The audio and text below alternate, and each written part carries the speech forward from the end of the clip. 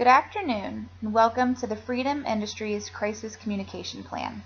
I'd like to take a few minutes of your time to review the 2014 Elk River chemical spill in West Virginia and the Crisis Communication Plan Freedom Industries should have had in place to avoid all of the media backlash and public scrutiny that followed this crisis.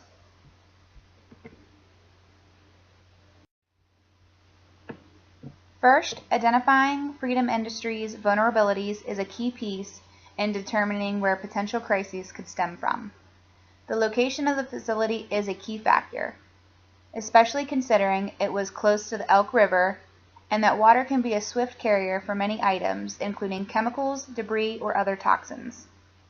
Additionally, the Elk River eventually adjoins with the Kanawha River. The Kanawha River flows through Charleston, which is West Virginia's capital, and is one of the most populated cities in the state. Freedom Industries would also need to keep a close eye on their manufacturing processes and be able to identify any weaknesses or potential threats. Lastly, Freedom Industries housed chemicals at their facility. They need to be aware of the harmful effects that may have upon human consumption and also to the environment. Once the potential vulnerabilities are identified, Freedom Industries should pay close attention to the types of accidents that could arise due to their type of industry and manufacturing practices. The technical error accidents could be where equipment in the facility would have the ability to malfunction and cause physical harm to an employee or financial harm to the company until the technical error is corrected. A human error accident is considering where a human supervises the machinery in the facility, and if the employee becomes distracted while operating the machinery, an accident could occur causing physical harm or halt in production. Lastly, human error product harm. Since Freedom Industries does handle chemicals, a leak, regardless of the amount, could cause serious harm to an individual or create panic from fear of the unknown effects of the chemical could have if consumed.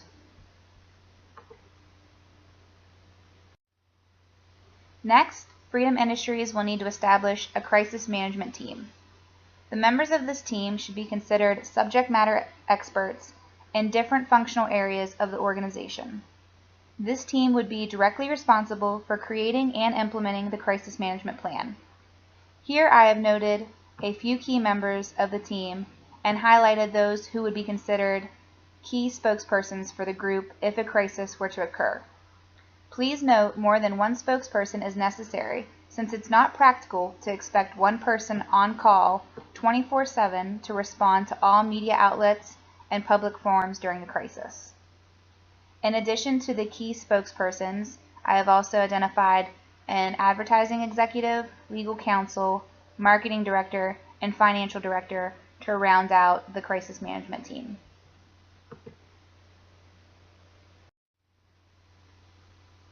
These spokespersons will want to provide a united message in order to convey one voice while communicating with the public and press.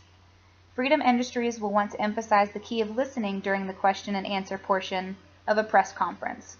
They'll need to think quick on their feet and have the ability to answer multiple questions quickly, concisely, and accurately. Thus, the ability to manage stress is critical when selecting the employees who will be appointed the spokespersons during a crisis. Additionally, Freedom Industries will want their spokespersons to practice responding to the media questions. They will want to be cognizant of their body language and remain calm and not get defensive when responding to the media. Spokespersons will want to ensure they appear flattering on camera.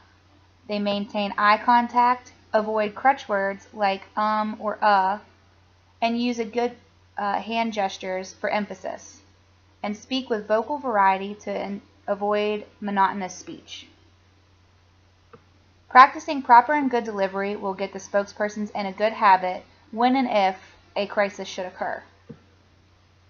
For instance, during the chemical spill media coverage, Gary Southern, Freedom Industries CEO, was appointed spokesperson. However, he lacked the training needed to convey empathy and effective communication, and this was evident. There are 13 key steps when creating a crisis management plan. The first is creating a confidentiality statement. Next is establishing key rehearsal dates for the team to be prepared in case a crisis should occur. After that would be an introduction prepared by the CEO, Gary Southern, in order to convey the message and importance of the crisis communication plan to all employees. Employees should also have an acknowledgement form signed in order to verify they understand the importance.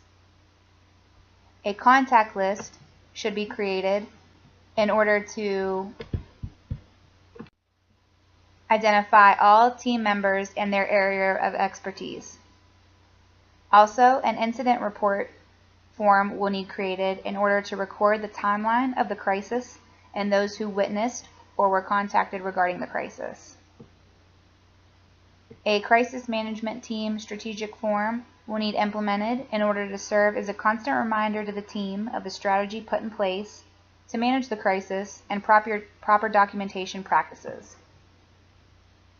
Also, creating a stakeholder contact list to determine who will need contacted from Freedom Industries in case a crisis should occur.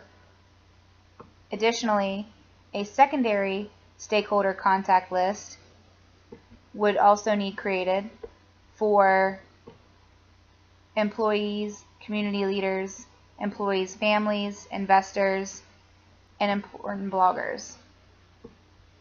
These should also include the stakeholder type, their name, affiliation, title, and the contact information, which could be documented and filed for later use.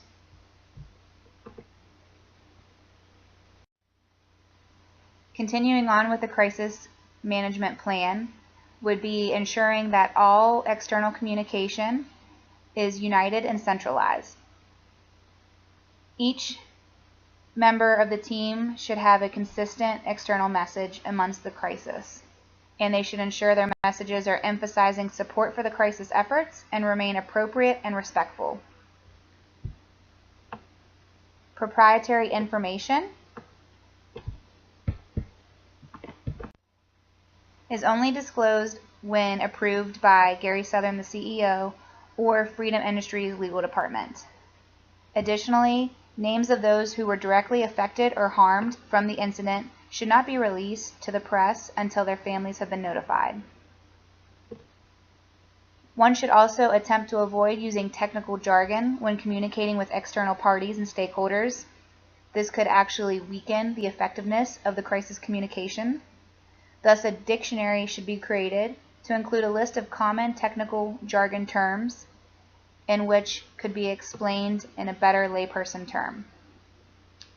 Last, locating a crisis command center is key so the team knows where to meet once a crisis has occurred.